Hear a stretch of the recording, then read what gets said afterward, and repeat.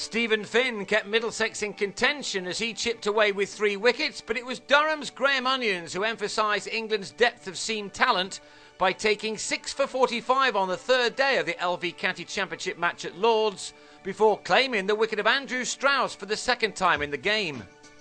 So much play was lost on the first 2 days that Middlesex were still in their first innings when play resumed, but the game soon moved on when Neil Dexter was out to the 3rd ball of the morning without adding to his overnight 65. Gareth Berg soon followed, offering Michael Venuto his 2nd catch of the morning as Middlesex slipped from their overnight 132 for 5 to 137 for 7.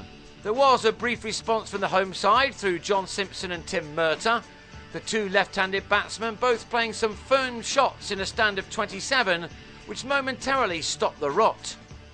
Onions, who'd taken 3 wickets on the previous day, ended the partnership by catching the edge of Murtagh's bat as he went for 18. There were some more useful runs from the lower order, with Toby Roland-Jones joining Simpson.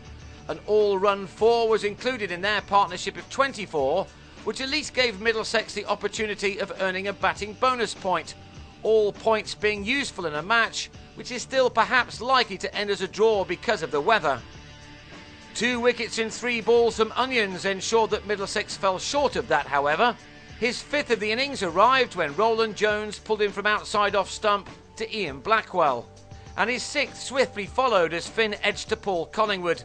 Onions had taken 6 for 45 and was largely responsible for limiting Middlesex to 188 all out.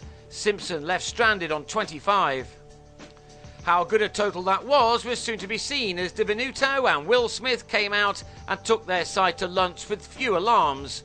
Finn came charging in from the pavilion end, but he had no success early on as both batsmen dealt with the threat of his pace well enough.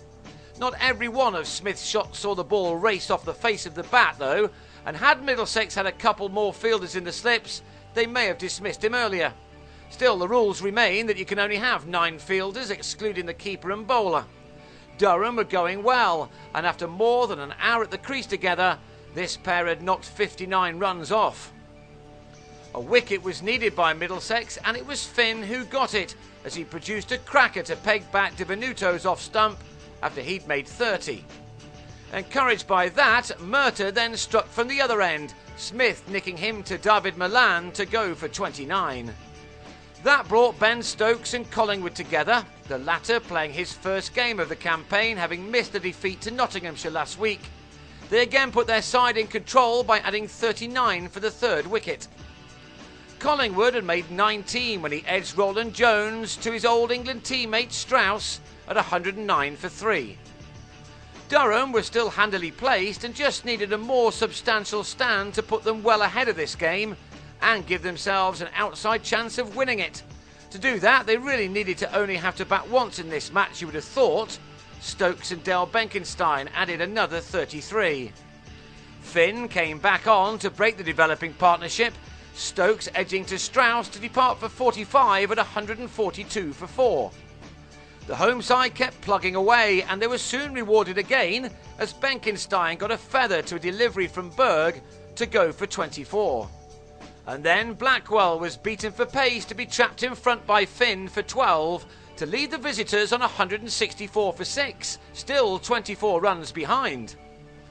Batting for any length of time at Lord's has not been an easy occupation for anyone thus far this summer, and Middlesex would have always felt that another wicket was never far away, even though Phil Mustard and Scott Borthwick got another partnership underway.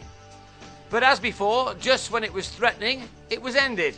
This time by Berg, who had Mustard taken behind for 5 at 181 for 7. Durham were still 7 runs behind when they lost their 8th wicket. Berg again the man to celebrate, as he had Callum Thorp legged before for a duck. That deficit had been turned into a lead of only 6 when the 9th wicket fell, Mitch Claydon lobbing the simplest of chances off Murtagh to Finn at mid-on.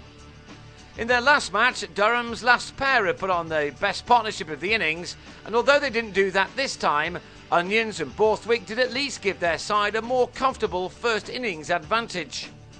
Borthwick hit an undefeated 33, including this well-timed flick off the hips for 6. before Onions departed for 20 at 238 for a first innings lead of 50. That left Strauss an awkward mini-session to find his feet, having made a duck in the first innings.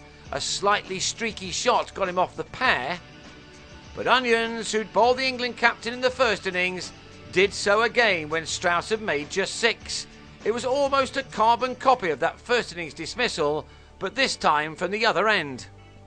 Sam Robson avoided his own pair, and in partnership with the night watchman Roland-Jones, he carried the total to 21 for 1 by the close, meaning that Middlesex go into the final day still 29 runs adrift of their opponents.